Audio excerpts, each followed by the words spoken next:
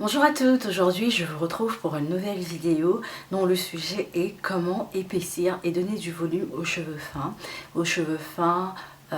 Afro, donc c'est la catégorie dans laquelle se situent mes cheveux.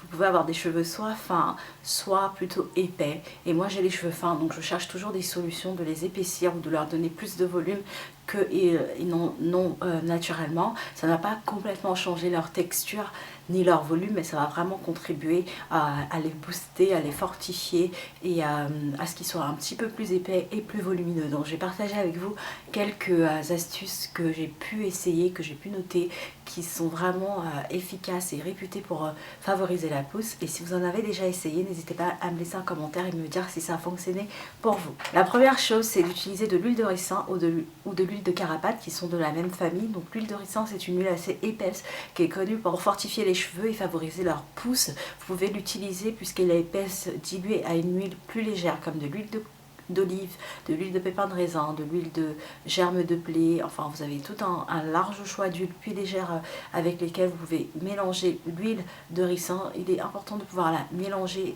la diluer à une huile plus légère, sinon son épaisseur fera que son application sera assez difficile. Donc vous pouvez utiliser l'huile de ricin soit en massage de votre cuir chevelu en bain d'huile, avant de faire votre shampoing et de votre soin, soit l'incorporer à vos soins profonds ou votre après-shampoing. Et en ayant l'huile de ricin dans votre routine de façon régulière, vous allez constater rapidement que vos cheveux seront épaissis, plus volumineux et plus forts. La deuxième chose, c'est d'utiliser en eau de rinçage du thé noir ou du vinaigre de cidre. Le thé noir réduit la casse du cheveu et donc fortifie la pousse. Vous faites votre thé noir comme si vous apprêtiez à le boire, sauf que la quantité va être adaptée pour votre eau de rinçage. Donc simplement vous faites votre shampoing, votre après-shampoing, vous rincez vos cheveux de façon habituelle et ensuite en dernière eau de rinçage vous passez soit du thé noir, soit de l'eau dans laquelle vous aurez dilué une petite quantité, environ un bouchon, une cuillère à soupe de vinaigre de cidre.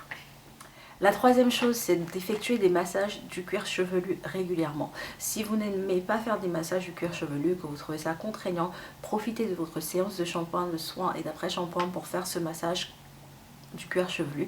Ou alors, faites-le pendant votre shampoing, après-shampoing, et faites-le également quand vous êtes devant la télé, devant votre ordinateur, quand vous faites une activité assez relaxante et que vous n'êtes pas occupé avec vos mains. Massez votre cuir chevelu pendant environ 5 minutes et cela favorise en fait la circulation sanguine et donc la pousse du cheveu. Le quatrième point, c'est de faire des soins protéinés. Les soins protéinés vont favoriser la pousse des cheveux, les fortifier et limiter la casse. Il est important de ne absolument pas abuser des soins protéinés parce qu'ils sont assez intenses, et également de maintenir une balance entre protéines et hydratation. En gros, si vous avez un mois de 4 semaines, faites un soin protéiné maximum une fois par mois et le reste du temps un soin hydratant. Le cinquième point, c'est de prendre des vitamines qui fortifient la peau et les cheveux. Alors je mets un petit bémol sur ce point là. Lorsque vous prenez des vitamines, prenez vraiment des vitamines qui sont vendues en pharmacie, qui sont reconnues par le domaine médical.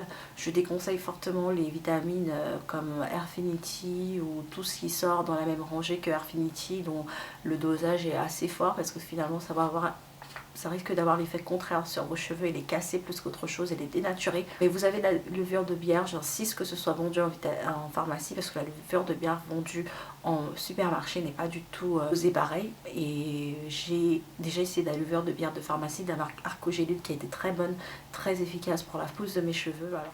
Le sixième point, démêler au doigt. Alors, je le répète souvent dans mes vidéos, redémêlez vos cheveux au doigt. Vous allez voir, vos cheveux seront démêlés tout aussi bien que si vous le faisiez au peigne. Si vous avez du mal à les démêler secs, n'hésitez pas à vaporiser de l'eau ou de l'eau mélangée à de l'après-shampoing ou de l'eau mélangée à de l'huile. Procédez par section et passez vos cheveux dans vos doigts dans vos cheveux comme ça. Et vos doigts ressentent lorsqu'il y a des nœuds et délicatement vous séparez les nœuds. Et vous le faites par section sur tout l'ensemble de vos cheveux. Mon point favori, le point 7, utilisez des poudres ayurvédiques. Les poudres ayurvédiques sont vraiment excellentes peu cher et c'est une médecine traditionnelle indienne qui remonte à des années et des années, qui fortifie la pousse des cheveux, qui fortifie les cheveux, favorise leur pousse, limite leur casse et leur efficacité n'est plus à prouver. Je vous mets en barre de description un lien où je fais une revue détaillée des poudres indiennes où je vous montre un avant-après assez époustouflant. Donc si vous voulez de la pousse, du volume très rapidement, n'hésitez pas à utiliser des poudres indiennes. 8e point, l'huile de moutarde. L'huile de moutarde, tout comme l'huile de ricin ou de l'huile de carapate, est connue pour fortifier la pousse des cheveux. C'est une huile en plus légère qui est également à diluer avec d'autres huiles et qui favorise très fortement la pousse des cheveux.